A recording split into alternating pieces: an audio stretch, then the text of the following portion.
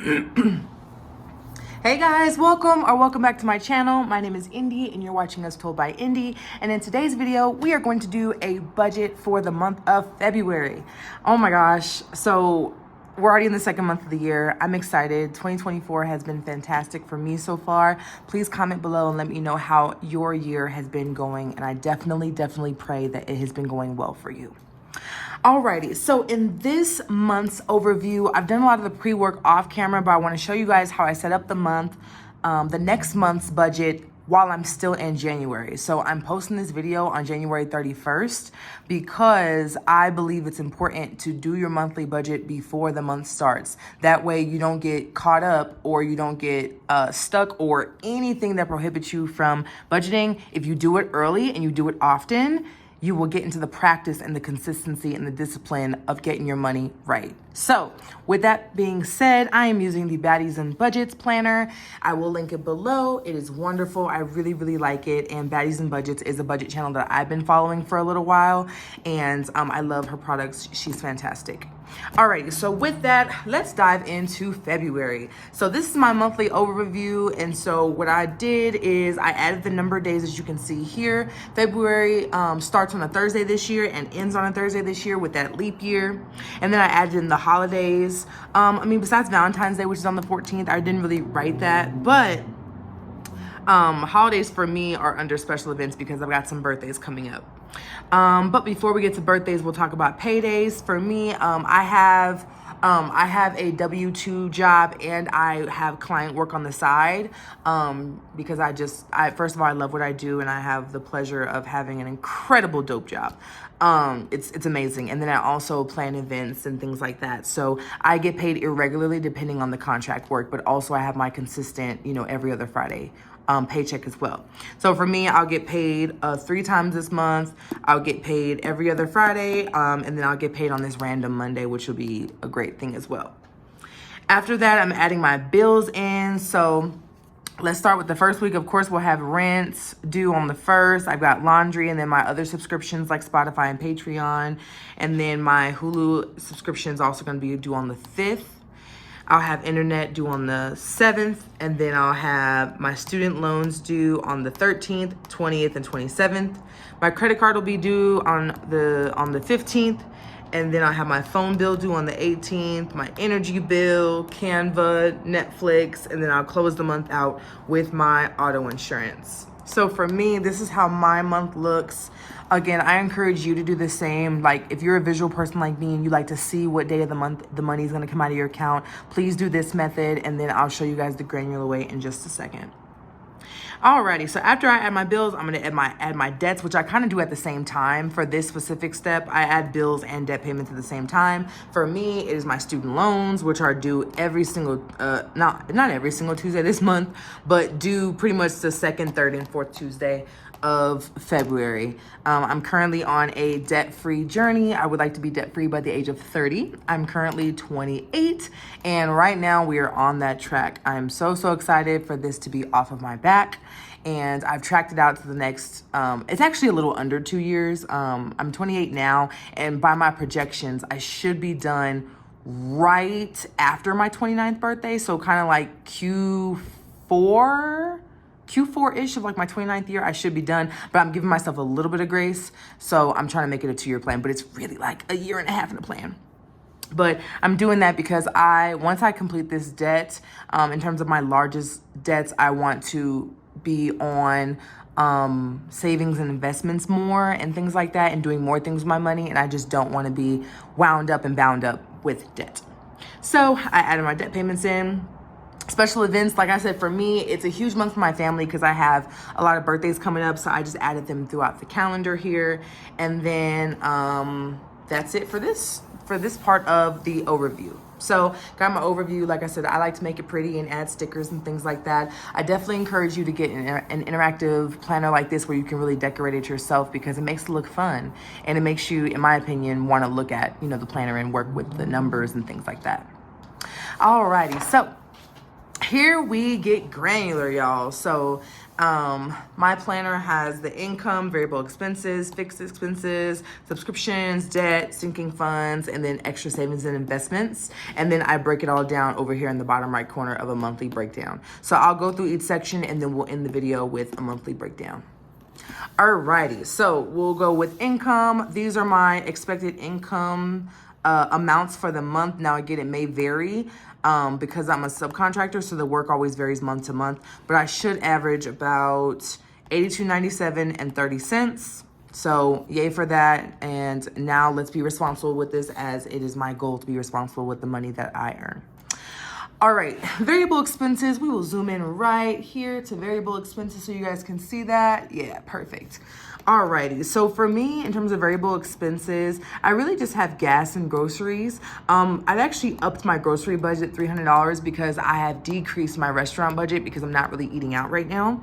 I really want to maximize the fact that I want to cook at home more. It's one of my goals. So I'm not really eating out. So I've actually taken out my eating out / entertainment budget, and I've kind of reallocated it there. So it'll be $300 in groceries and then $100 in gas because I tend to walk as much as possible. So with that, for this total of the category, it'll be $400. All right, moving over to our fixed expenses. These are the expenses that come every single month. Pretty much know how much they're going to be, pending a couple dollars. So my rent and utilities are $15.20 and 58 cents. My laundry is $51.90. Progressive, that's my insurance company. That is $278 and 56 cents. My internet bill is $70.36. And my phone bill is $256 and 79 cents. Now the only expense that will kind of vary but averages out to be $200 is my energy bill. So I'm putting $200 there. So total for the fixed expenses should be about $23.78 and 19 cents. All right, so moving on over to subscriptions. In this season of my life, I have the lowest amount of subscription you can get. So yes, my Hulu has commercials. My Netflix has commercials. Like I want the subscription, but I don't want to pay a buku amount of money when I can just save up and then get the subscriptions later after I free myself from debt. So, but I still want to enjoy a little bit because I like my shows. So my Spotify is $10.81, my Patreon is $5.35, my Hulu is $7.99, my Netflix is $7.57, and my Canva is $12.99. So that means in our subscriptions total, I'm gonna have $44.71. All right, a couple more categories over here. Debt, let's talk about it. Debt. Let me zoom in even more for you guys so you guys can see what we're working with here. Woof! Y'all see this? Y'all see these student loan debt payments? Oh my gosh, I cannot wait till they're gone. And I need to make a more intense video about how I got here, why I got here. You know, I don't regret it or anything, but I can't wait for this to be gone. So in this category, I have my student loan, which will be $512.23. That comes out twice a month, so you're gonna see that 2 times. So that's $1,023.46. Then I'll have my federal student loan at $419.11. And then I've got 2 credit cards. One is $52.19 and the other is $144.88. So altogether in the debt category for this month, it'll be $1640.64. Whew. Woo! Woo-wee.